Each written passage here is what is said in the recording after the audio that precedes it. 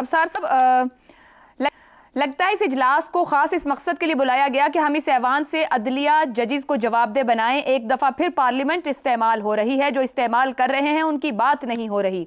इस senator Emil वली खान ने आज सेनेट के फ्लोर पर कहा है, उनका दावा कितना दुरुस्त है?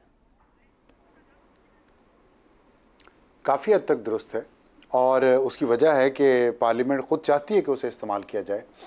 और वो क्यों चाहती है ऐसे मुझे इसकी समझ नहीं आती। पार्लियामेंट को तो लीड रोल करना चाहिए। पार्लियामेंट सॉवरन है, हमारी नुमाइंदा है। या तो पार्लियामेंट्रियन ये कह दें कि वो डिक्टेशन पे चलेंगे, कभी एक तरफ की कभी दूसरी तरफ की, हमेशा यही किया है।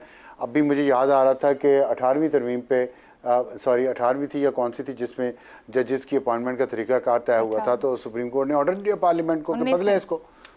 बिहाइंड द डोर भिजवाया, इफ्तिखार चौधरी साहब ने मैसेज भिजवाया अटॉर्नी जनरल के जरिए कि बदलें इसको जजेस के तरीकाकार को, और बदल लिया पार्लियामेंट ने। अब भी पार्लियामेंट को ये कहा जा रहा है कि अदलिया के बारे में ये कहें वो कहें, तो पार्लियामेंट वही कर रही है। झगड़ा, आपका सवाल बहुत अच्छा है इस सेंस में कि ये झगड़ा वाकई दो हाथियों के दरमियान में है, जिसमें पार्लियामेंट बदकिस्मती से घास का किरदार अदा कर रही है। हालांकि पार्लियामेंट को हाथियों के ऊपर बैठे हुए वो हाथीबान होना चाहिए जो हाथियों को कंट्रोल करता है, ताकि घास ना कुचले। घास तो हम है, ये पार्लियामेंट घास बनी हुई है। कतर कलामी की माजरत, आपने कह दिया कि पार्लियामेंट घास है, मगर ऊपर बात हुई पार्लियामेंट ऊपर है, और आप खुद कह रहे हैं कि उनका किरदार होना चाहिए। वो साइड पर भी नहीं हो सकते और ऊपर भी नहीं हो सकते, सिर्फ इस्तेमाल हो सकते हैं, उनकी इतनी ही ताकत है। देखिए, जो आइन में लिखा है वो तो पार्लियामेंट के ऊपर होना चाहिए ना, और सही लिखा है। जो कलेक्टिव विजडम होती है ना, पार्लियामेंट जो है वो कलेक्टिव विजडम है अवाम की जो मुश्तरका राय होती है, उससे ज़्यादा बड़ा कोई इंजीनियर और साइंसदान नहीं हो सकता। ये बात लिख ले मेरी, कोई भी नहीं हो सकता, वरना ये दुनिया ये निज़ाम ना चलाती। शूरा का हो, इस्लाम में जमहूरियत का हो, वेस्टर्न डेमोक्रेसी में, ये सब कलेक्टिव विजडम पे चलते हैं। लेकिन और कलेक्टिव विजडम जब खुद नहीं चलना चाह रही तो फिर हम क्या करें। अफसोस तो इस बात पे होता है ना, आपने कहा कि ये साइड पे क्यों हो, इसका रोल है, आइन में इसका रोल लिखा हुआ है पार्लियामेंट का और दूसरे सारे महकमों का भी। तो पार्लियामेंट उन पे क्यों चलती है, अपना रोल क्यों नहीं प्ले करती, बड़ा क्यों नहीं बनती घर का। सर मैंने इसलिए कहा कि अगर अपना रोल प्ले नहीं कर सकती तो कम से कम इस्तेमाल भी ना हो, वो घास भी ना बने जो इस्तेमाल हो जाएगी। अगर अपने वो ताकत नहीं रखती तो क्या साइड पर होने की भी ताकत नहीं रखती।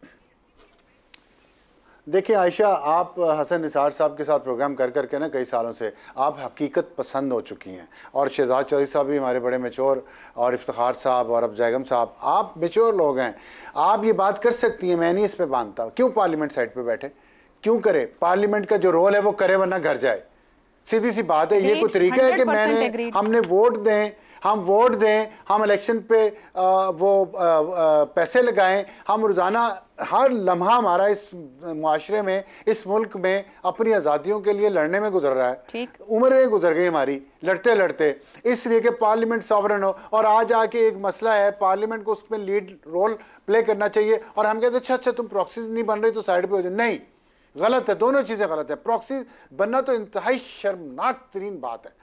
एक इंसान को किसी की प्रॉक्सी नहीं बनाई। प्रॉक्सी गुलामी है जिसको हमारे मजहब ने खत्म कर दिया, फिर मॉडर्न वर्ल्ड ने गुलामी को खत्म कर दिया। पार्लियामेंट की प्रॉक्सी बन रही है। देखिए, हमने प्रॉक्सी बने अमेरिका की, पिछले 75 साल हम अमेरिका की प्रॉक्सी बने रहे। क्या मिला प्रॉक्सी में? प्रॉक्सी बन के हमें बताएं। 2 जंगें तो आपकी और मेरी जिंदगी में लड़ी गई यहाँ अफगानिस्तान में।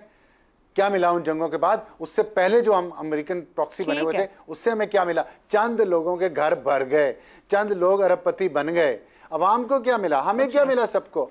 हम इस वक्त इस खित्ते में सबसे निचले दर्जे का मुल्क है, सबसे गैर तरक्की याफ्ता है, सबसे कम तरक्की याफ्ता है। हमारे ह्यूमन डेवलपमेंट इंडेक्स पे सबसे नीचे है। हमारी अदलिया का नंबर 139 में है पूरी दुनिया में। हमने क्या खटा प्रॉक्सी बन के? अगर पार्लियामेंट प्रॉक्सी बन रही है तो मैं पार्लियामेंट को यह बताऊंगा कि फिर पार्लियामेंट भी यही खटेगी जो पाकिस्तान ने खटा है प्रॉक्सी बन के। तो प्रॉक्सी ना बने, जो है रूखी सूखी जैसा भी है अपना रोल प्ले करें। रूखी सूखी पसंद नहीं आती उनको। जैगम साहब, फैसल वावड़ा जो कि पॉलिटिक्स में इस वक्त हमें हर तरफ दिखाई दे रहे हैं, बयानात हो, अदालत हो, पार्लियामान हो, प्रेस कॉन्फ्रेंस हो, किसी भी जमात से उनका ताल्लुक नहीं है, लेकिन वो सेनेटर बने हैं।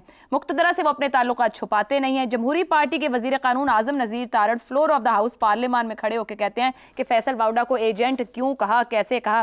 क्या वाकई फैसल वावड़ा प्रॉक्सी नहीं है, और क्या वाकई आजम नज़ीर तारड़ को इतना गम हुआ इस बात को सुनकर? मुझे तो समझ नहीं आती फैसल वावडा इतने नाराज़ क्यों हो गए हैं।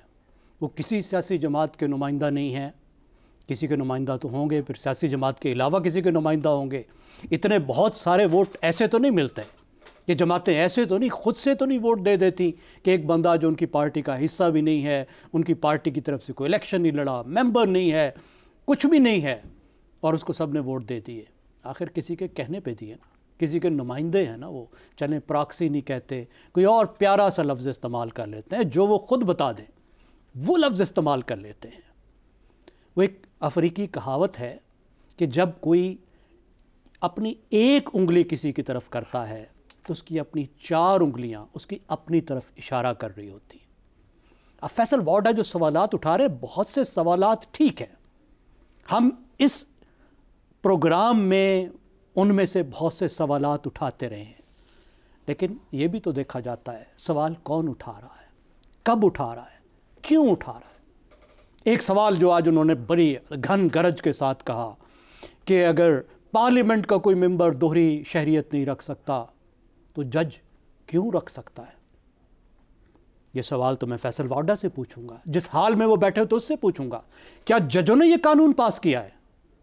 क्या जजों ने करार दिया है कि ये सिर्फ ये जो दोहरी शहरियत का कानून है ये लागू होगा मेंबरान असेंबली पे, जजों पे लागू नहीं होगा, अफसरों पे लागू नहीं होगा? क्या अफसरों ने ये फैसला किया है? कि सेक्रेटरीज ने अपनी मीटिंग में फैसला किया?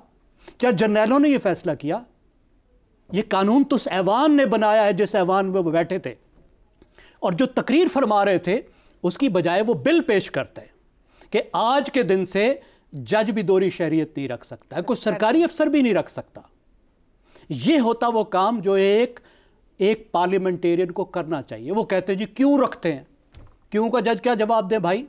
इसलिए कि तुमने कानून बनाया हुआ है, जिस हाउस में जहां पे तुम कह रहे हो क्यों बनाया कर नहीं रखते, तो उसी ऐवान ने ये इजाज़त दी हुई है जजों को कि वो दोहरी शहरियत रख लें। मैं तो कहता हूँ दोहरी शहरियत का मुकम्मल तौर पे कानून ही ख़त्म कर दें। अच्छा, एक और उन्होंने फरमाया, उन्होंने कहा जी पाकिस्तान में जजों का 140वां नंबर है।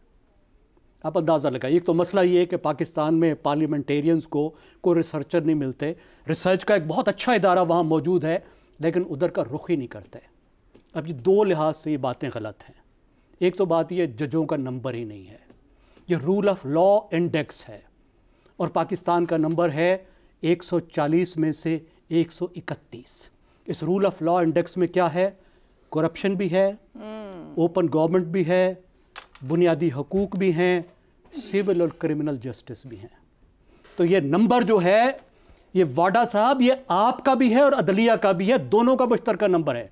इसमें प्रोसिक्यूशन भी शामिल है, इसमें पुलिसिंग भी शामिल है। इसमें जिस आज़ाद हुकूमत का आप गला घोंट रहे हैं नए नए कानून बना के, कभी कोई कदगन कभी कोई गदन, उसके नंबर भी शामिल हैं। जिस करप्शन के खिलाफ आप कुछ नहीं कर रहे उसके नंबर भी शामिल हैं। ये वो 4 उंगलियां हैं जो आपकी तरफ भी इशारा कर रही हैं। तो आप करें कानून साजी, आप रिफॉर्म क्यों नहीं करते? 6 साल से वो सिस्टम का हिस्सा है। और देखिए पिछली जिस पार्टी का वो हिस्सा थे उसने ये वादा किया था ना कि पुलिस में रिफॉर्म करेंगे, तो क्या इन्होंने आवाज़ उठाई थी? और अब ये जिस पार्टी का जिस हुकूमत का हिस्सा है, क्या वो पुलिस में प्रोसिक्यूशन में रिफॉर्म कर रही है? अदलिया फैसले करती है, अदलिया फैसले करती है, अदलिया कानून साजी नहीं करती, अदलिया जस्टिस सिस्टम में रिफॉर्म नहीं करती। ठीक है, ये उन्होंने उस ऐवान में करना है, अपने काम करें। और जब आपस में किसी की लड़ाई होती है, आज अब सार साहब से जो है मुझे 100% इत्तफाक है, हमारा इत्तफाक राय कम होता है, लेकिन आज मुझे 110% उनसे इत्तफाक है कि जिस ऐवान को हम वोट देते हैं उन्होंने हमारे लिए सब कुछ करना है और हमने उनको अकाउंटेबल बनाना है। वो प्रॉक्सी नहीं बने, ये सब चीजें वो खुद करके दिखाएं, अपना हिस्सा खुद लें। जुडिशरी का भी रिफॉर्म करें, किसी ने नहीं रोका उनको कि जुडिशरी के रिफॉर्म के लिए कानून साजी करें। जो कदम उन्होंने 19वीं तरमीम के लिए उठाया था उसको भी वापस करें। ये सब इन्होंने खुद करना है, ये खाली चाऊ चाऊ करना बंद कर दिया आपने। इफ्तिखार साहब, MQM हो, फैसल वाडा हो, कब क्या बयान देते हैं, कैसे देते हैं? किया मुझसे जी, तो मिठाई तकसीम कर दूं? आप वहाँ करें इस्लामाबाद में, हमें आप गुफ्तगू को जरा आगे बढ़ा लें। MQM और फैसल वाडा कब क्या दुकानों से मिठाई खत्म हो जाएगी। अच्छा जी।